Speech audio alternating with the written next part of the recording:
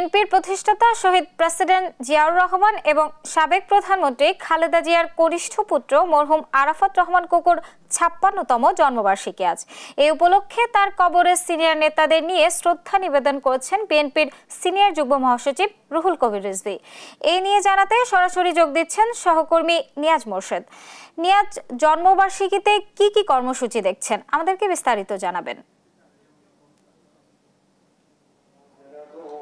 আমি এই মুহূর্তে দাঁড়িয়েছি বনানী কবরস্থানে। আপনাকে একটু বলে রাখি যে আজকে বিএনপি চেয়ারপারসন বেগম খালেদা জিয়া এর কনিষ্ঠ পুত্র আরাফাত রহমান কোকোর আজকে ৫৬তম জন্মবার্ষিকী। সেই উপলক্ষে কিন্তু ইতিমধ্যে কিন্তু ঢাকা সহ দেশের বিভিন্ন প্রান্ত থেকে বিএনপির যত নেতাকর্মী রয়েছে তারা কিন্তু ইতিমধ্যে এখানে এসে আসলে তারা কিন্তু শ্রদ্ধা জানাতে এখানে এসেছেন এবং আপনার ঢাকার যে বিভিন্ন ইউনিটের যারা নেতাকর্মী রয়েছেন সেই সাথে ঢাকার বাইরে থেকেও কিন্তু আসলে অনেক নেতাকর্মীরা কিন্তু ইতিমধ্যে কিন্তু খন্ড খন্ড ভাবে তারা আসছেন এবং ফুল দিয়ে তারা কবরে শ্রদ্ধা জানাচ্ছেন। এবং আমরা জানি যে কিছুক্ষণ পরে বিএনপির যিনি সিনিয়র যুগ্ম মহাসচিব রুহুল কবির রিজভী তিনিও আসবেন এখানে শ্রদ্ধা জানাতে।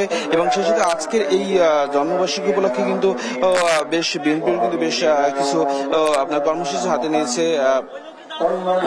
সকালে এই শ্রদ্ধা নিবেদন এবং এরপরে কিন্তু আসলে আপনার নয়াপল্টনের বিএনপি কেন্দ্রীয় কার্যালয়ে কিন্তু দোয়া মাহফিলও অনুষ্ঠিত হবে। এবং আরাফাত রহমান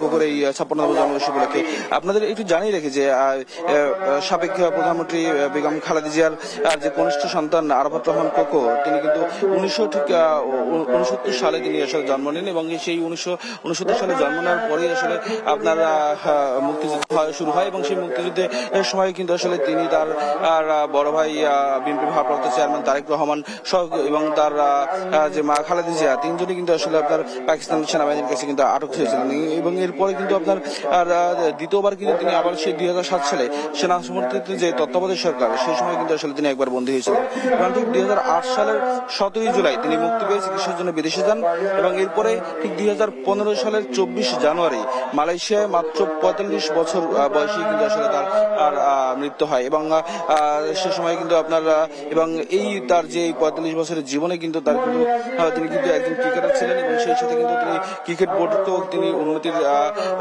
এক ধরনের দোরগোড়ায় কিন্তু তিনি আসলে নিয়ে গিয়েছিলেন। এবং যদি একটু বলি যে কয়েকটি স্টেডিয়াম কিন্তু আধুনিকায়ন করা কিন্তু তার আসলে অবদান ছিল এবং সেই সাথে আপনার যে বয়সভিত্তিক যে খেলার পরিচালনা করা সেটি কিন্তু আসলে আপনার তিনি কিন্তু শুরু করেছিলেন এবং তিনি কিন্তু ২০০২ থেকে ঠিক ২০০৫ সাল পর্যন্ত তিনি বাংলাদেশ ক্রিকেট বোর্ডে থাকাকালীন কিন্তু ক্রিকেটকে তিনি আসলে এক ধরনের রাজনীতিমুক্ত কিন্তু তিনি আসলে করেছেন। এবং সেই সাথে কিন্তু আপনার যদি বলি যে আসলে ক্রিকেট নিয়ে আসলে তার কিন্তু বেশ আপনার অবদান রয়েছে ক্রিকেট আঙ্গনে এবং এক ধরনের কিন্তু আসলে রাজনীতি এবং সেই সময় থাকাকালীন কিন্তু তিনি বিরোধী দলীয় যারা ছিলেন তাদেরও আসলে নিয়ে কিন্তু তিনি আসলে ক্রিকেট অঙ্গনকে সাজিয়েছিলেন এমনটা কিন্তু আসলে আমরা দেখেছি। এবং আরেকটু বলে রাখি যে ইতিমধ্যে কিন্তু আসলে এখানে নেতাকর্মীরা কিন্তু তার ৫৬তম জন্মবার্ষিকী উপলক্ষে কিন্তু আসলে কবরে শ্রদ্ধা জানাতে বিভিন্ন পর্যায়ের যারা নেতাকর্মী তারা কিন্তু এখানে আসছেন এবং শ্রদ্ধা জানাচ্ছেন। সেই সাথে এখানে দোয়া মোনাজাত অনুষ্ঠিত হচ্ছে এবং আজকে এই তার ৫৬তম জন্মবার্ষিকী উপলক্ষে কিন্তু নয়াপল্টনে কিন্তু বিএনপি কেন্দ্রীয় কার্যালয়ে কিন্তু আসলে কয়েকটি কর্মসূচি রাখা হয়েছে এবং দোয়া মোনাজাতে কিন্তু আসলে অনুষ্ঠিত হবে এমন কর্মসূচি কিন্তু আসলে রাখা হয়েছে। এবং আজকে এবং কিছুক্ষণ পরে কিন্তু বিএনপি যুগ্ম মহাসচিব রুহুল কবির রিজভী এখানে আসবেন এবং আরাফাত রহমান কোকোর কবরে কিন্তু শ্রদ্ধা নিবেদন করবেন। এই ছিল আমার কাছে সর্বশেষ তথ্য।